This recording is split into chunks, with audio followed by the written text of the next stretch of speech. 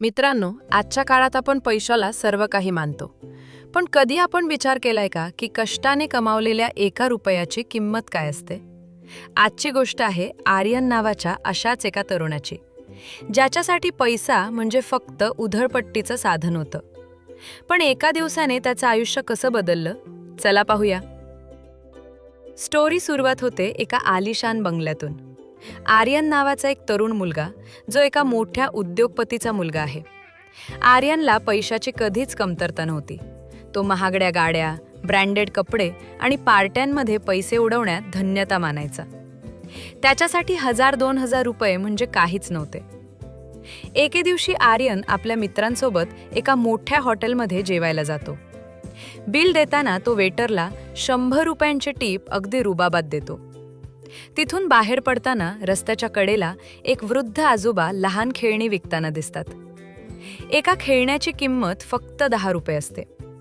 आर्यनचा एक मित्र खेळणी पाहतो, पण अरे काय हे रस्त्यावरचं भंगार घेतोयस, चल इथून. आजोबांनी विनंती केल्यावर आर्यन उद्धटपणे म्हणतो, आजोबा, ही 5-10 रुपयांची काय किंमत आहे? एवढ्या पैशात तर आजकाल चॉकलेट पण येत नाही नीट. आजोबा शांतपणे स्मित हास्य करतात आणि म्हणतात, बेटा, वेळ आली की तुला या 5 रुपयांची किंमत नक्की कळेल.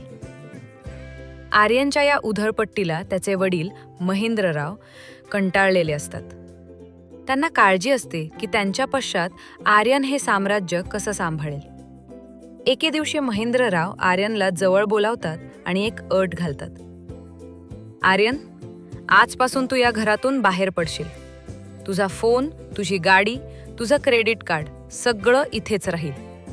तुला उद्या संध्याकाळपर्यंत स्वतःच्या कष्टाने 500 रुपये कमवून आणायचे आहेत.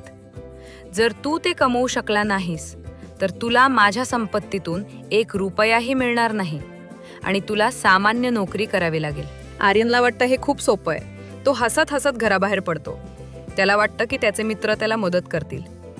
पण जेव्हा तो त्याच्या मित्रांकडे जातो आणि आपली परिस्थिती सांगतो, तेव्हा एक एक करून सगळे मित्र कारणं देऊन त्याला टाळतात. कोणाकडे वेळ नसतो तर कोणाचे फोन बंद येतात. आर्यनला पहिल्यांदा जाणवतं की पैशाशिवाय त्याला कोणी विचारत नाही. आर्यन आता शहराच्या वर्दळीशीच्या ठिकाणी येतो. सकाळचे 11 वाजले असतात. त्याला भूक लागलेली असते, पण खिशात 1 रुपयाही नसतो. तो एका हॉटेलमध्ये काम मागायला जातो, पण हॉटेल मालक त्याला त्याच्या कपड्यांवरून बघून हाकलून देतो. तो एका बांधकामाच्या ठिकाणी जातो. तिथे त्याला विटा उचलण्याचं काम मिळतं.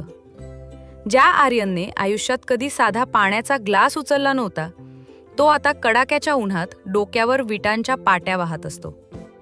त्याचे हात सोलवटतात, पाय दुखू लागतात. घामाने तो डबडबतो. 2 तास काम केल्यावर त्याला फक्त 50 रुपये मिळतात. त्याला समजतं की 50 रुपये कमवण्यासाठी किती घाम गाळावा लागतो. दुपारपर्यंत तो थकून जातो. त्याला प्रचंड तहान लागलेली असते.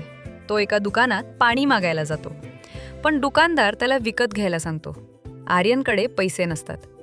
शेवटी तो रस्त्यावरच्या सार्वजनिक नळावर पाणी पितो. संध्याकाळ होते येते.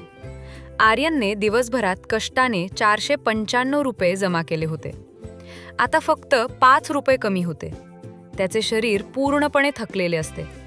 पण वडिलांनी दिलेली वेळ संपत आलेली असते. तो घराकडे जायला निघतो.